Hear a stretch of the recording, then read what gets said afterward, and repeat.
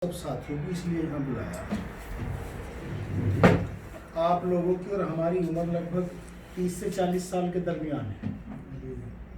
इस तरह के हालात जो इस समय हमारे देश के अंदर है, कभी पहले इस तरह के हालात नहीं है।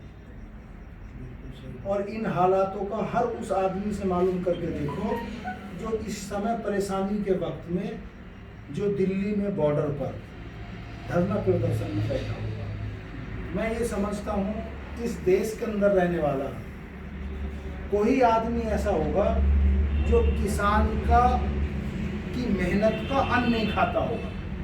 भाई किसान रात में लाइट आए या दिन में लाइट आए, किसान टाइम टू टाइम अपनी खेती को पानी देने के लिए जाता है। जानवरों का भी मुकाबला करता है जो खेतों में जानवर होते, और वो धरती का सीना चीरने के बाद हमारे और आपके लिए अन्न पैदा करता है इस धरती।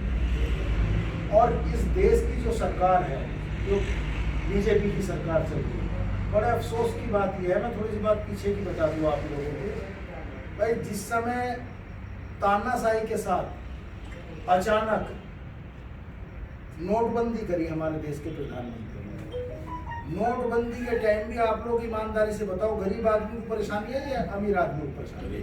गरीब आदमी को है। अमीर आदमी के घर पे तो कहीं ना कहीं से उसके काम पूरे कंप्लीट हो जाते थे।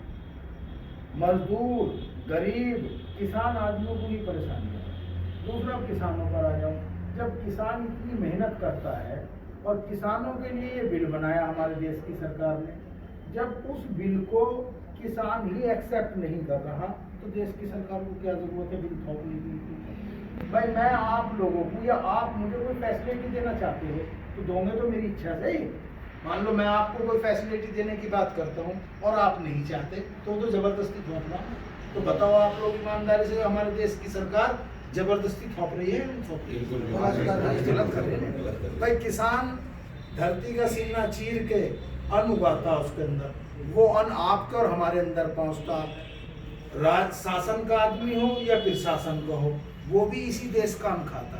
इस देश का अन्न जब उसके पेट में जाता तो उसके अंदर ताकत आती और उस ताकत से ही वो अपने कर्म करता।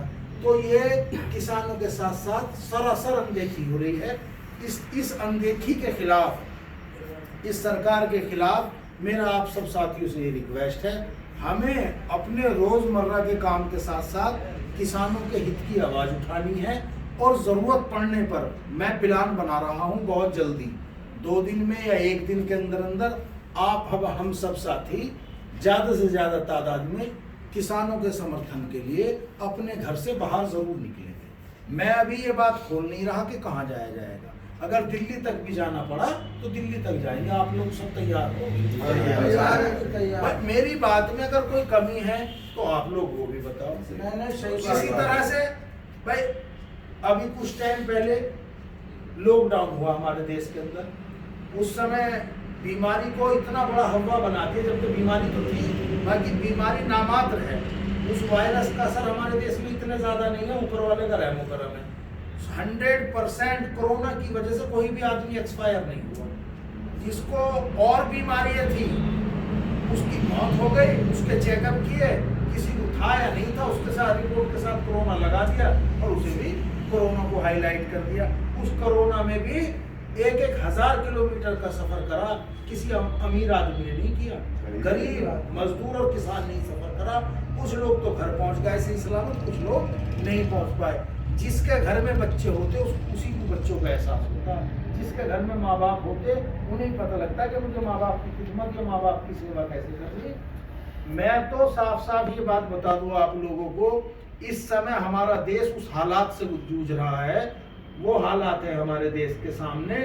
सच्चा देशभक्त इस समय वही है जो इस देश की फिक्र करके और इस देश की हमदर्दी में आने वाला रास्ता इस तरह का अपनाए कि जो लोग हमारे देश के किसानों को परेशान कर रहा है और सांप्रदायिक सोच रखते हैं, उनको हम लोगों को जड़ों से उखाड़ कर फेंकना। हर वो इंसान देशभक्त है, हर वो इंसान देश का हमदर्द है जो इस हालात से अपने आप को ये सीख ले, ये समझ ले कि मुझे अपने देश को इस हालात से बचाना है। तो आप सब लोग सहमत हो? सहमत है। हम लोग रणनीति तैयार कर ले, उसके बाद सब लोग ये जो